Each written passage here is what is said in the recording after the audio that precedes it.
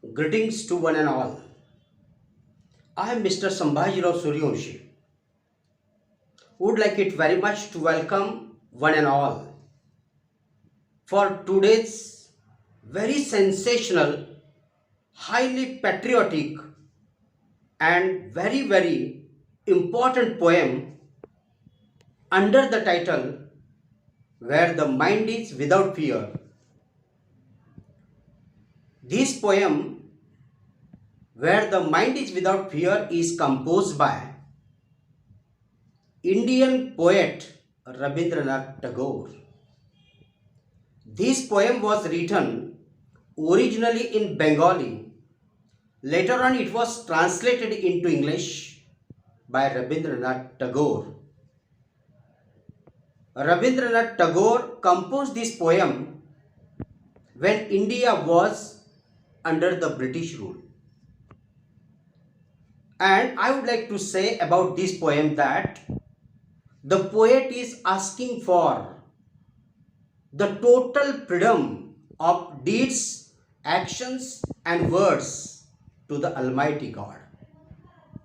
He is asking for the total freedom, not for himself, not for any individual, but he is asking for the total freedom for our country, even for the total mankind.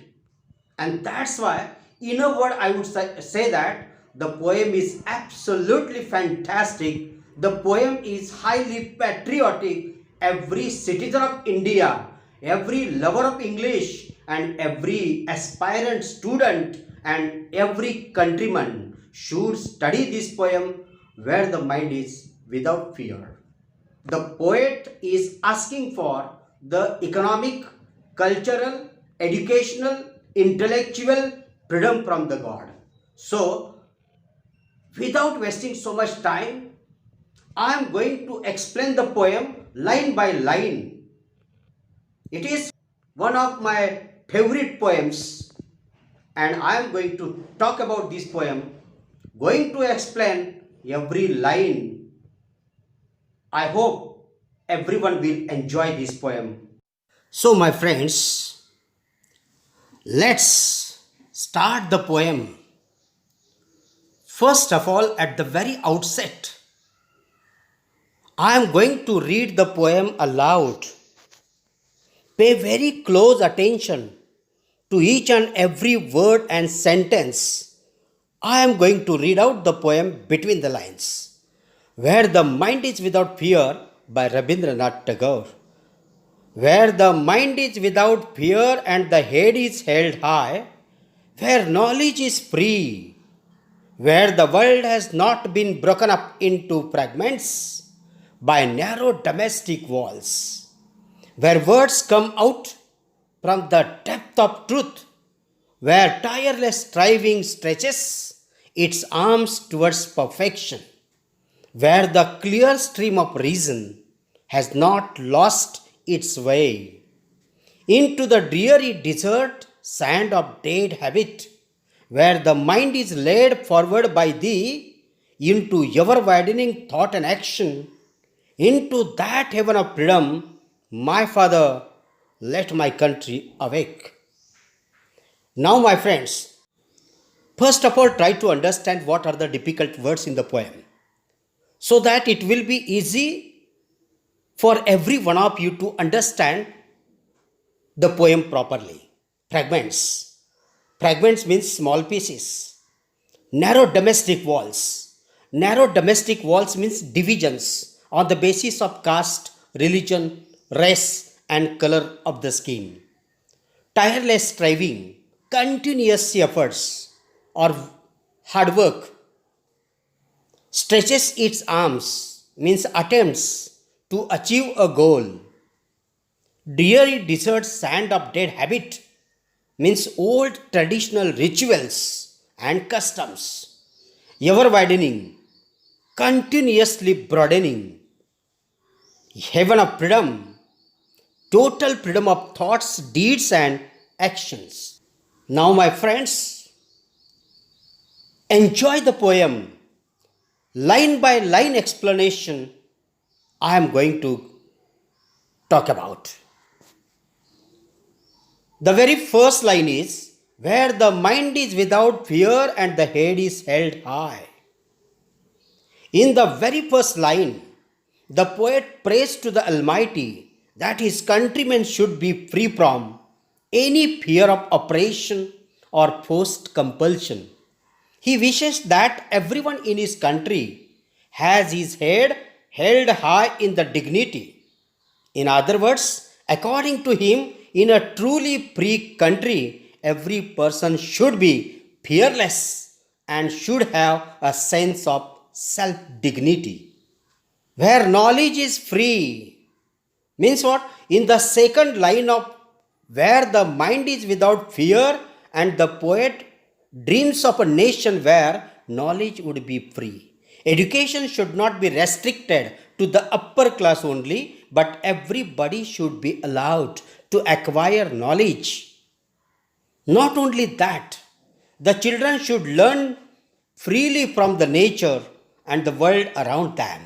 They should not be forced to memorize some predetermined lessons, and this is Tagore's typical concept of education. In short, I would like to say that in my country, every citizen from Kashmir to Kanyakumari, from this corner to that corner, from this end to that end, everyone should be free. Everyone should have his head held high with the sense of pride. Nobody will be differentiated at all. Everyone will be equaled. Equal opportunities will be given, and there will be no fear at all in the mind of anyone. Fearlessness, it is most important according to the poet. And knowledge is free means what? The doors of education should not be closed for anyone. The doors of knowledge and the temple of knowledge should be open to everyone.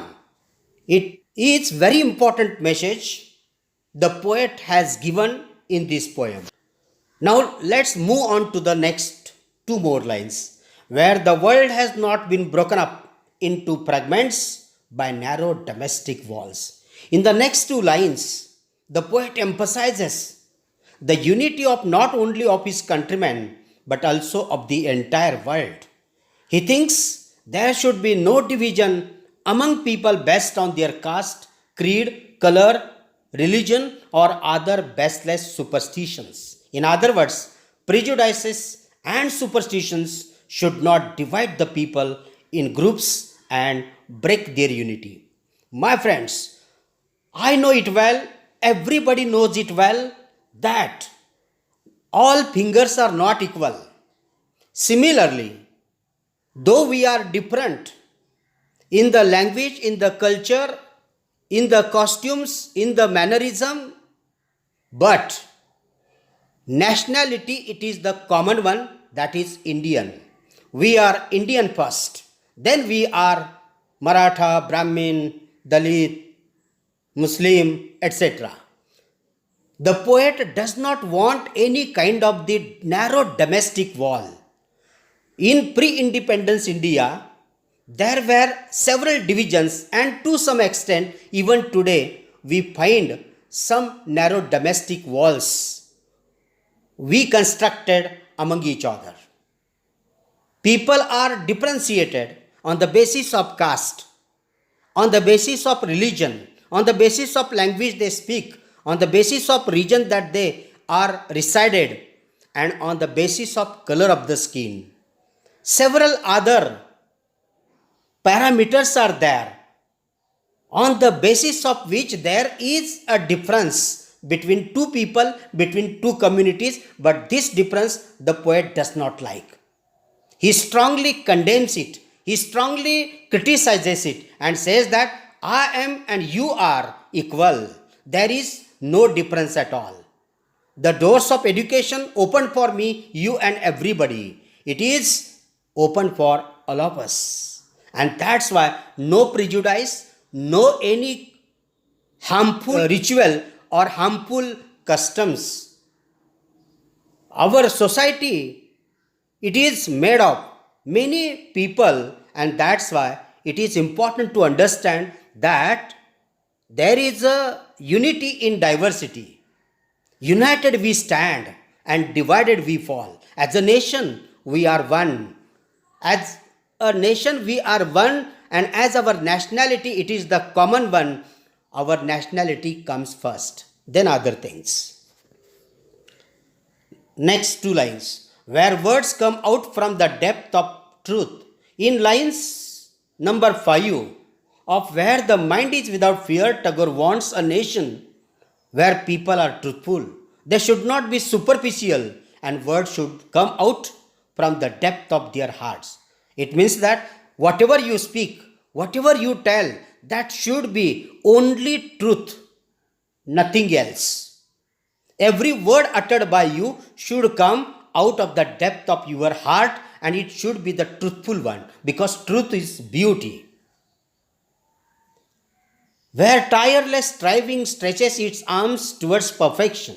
In the sixth line of the poem, the poet wants everyone to work hard to reach their goal, and in the long run to reach perfection. He thinks they should not be tired by working. People should not be lazy and ignoring their work. Work is worship. Give top priority to your work first, duty first, then other things. And that's why whatever the work which is assigned, whatever the work you are required to do, you must give the prime importance to that one.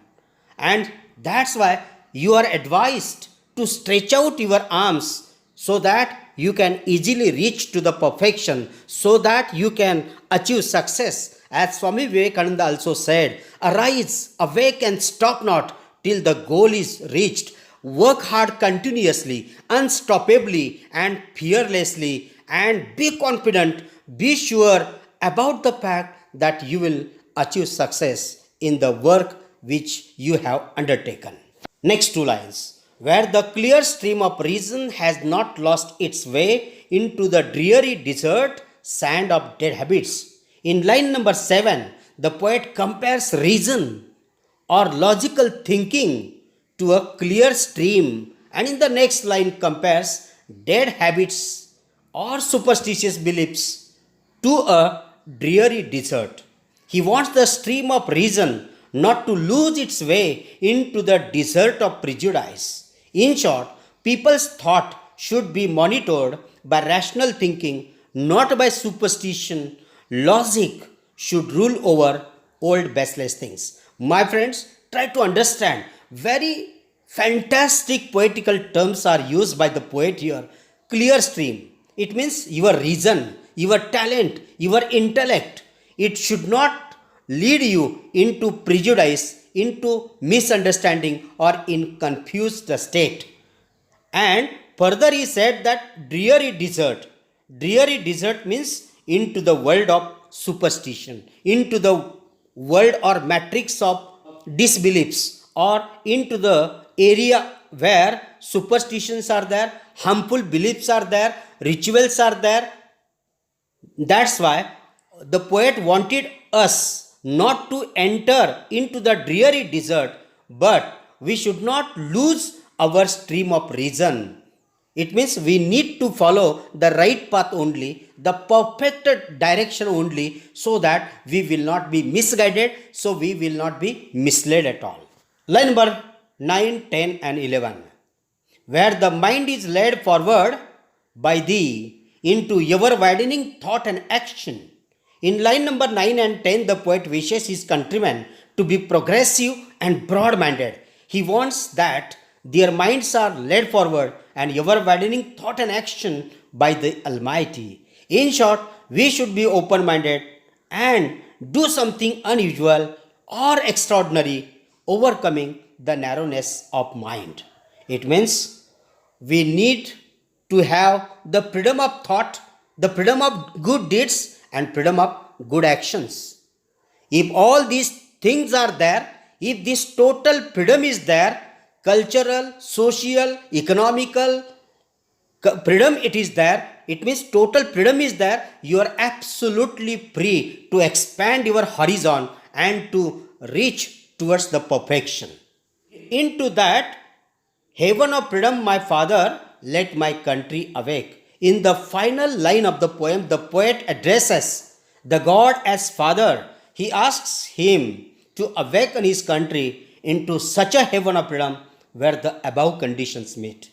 My friends, God is called as the Father, and we are the sons and daughters of the God. The poet, being a son of a God, is addressing, is asking for heaven of freedom. I want freedom, and he is asking for freedom not only for himself, but for me, for you, and for every one of us. It is not only for Indians, it is also for world. And that's why it is universal. It is global. It's a broad mindedness.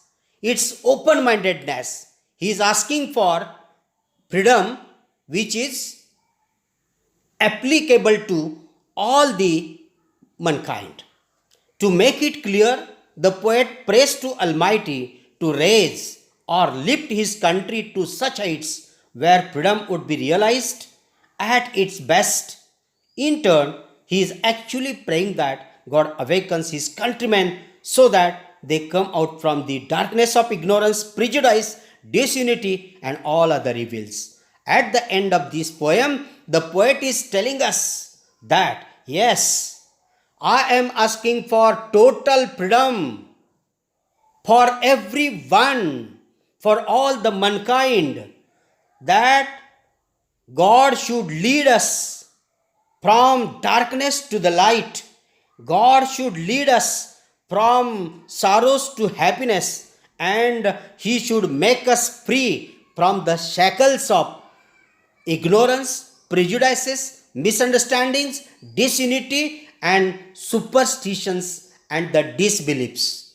Make our country ideal country, heaven-like place where all people will be at equilibrium position. There will be no any narrow domestic wall at all.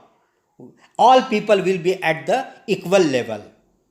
On the basis of caste, religion, language, or region, there will be no difference at all. India stands supreme. The world is a single place where America, England, India, China, Pakistan, Bangladesh, Japan, all these countries are like our neighbors, like our good friends. So let us make this world better for me, for you, and for everybody. What a fantastic and magical thought poet has given to us through the medium of this poem. What is the message of the poem? Finally, in the poem, the poet's message is very, very clear. If all the people of a nation are not wise enough to lead a happy and peaceful life, free from all evils, they cannot enjoy their freedom well. So, to the poet, only political freedom is not so important unless you are fearless, self dignified, knowledgeable, truthful, hardworking, and broad minded enough to enjoy it fully. All these things are very nicely, very systematically, and very effectively explained by the poet.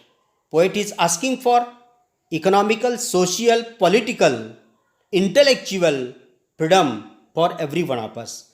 He wanted every citizen fearless. He wanted every citizen proud of himself or herself. Self-esteem, self-respect, it is important. Knowledge is the power. Everyone should have this. Education should be available to every one of us, and we should follow the path of truth.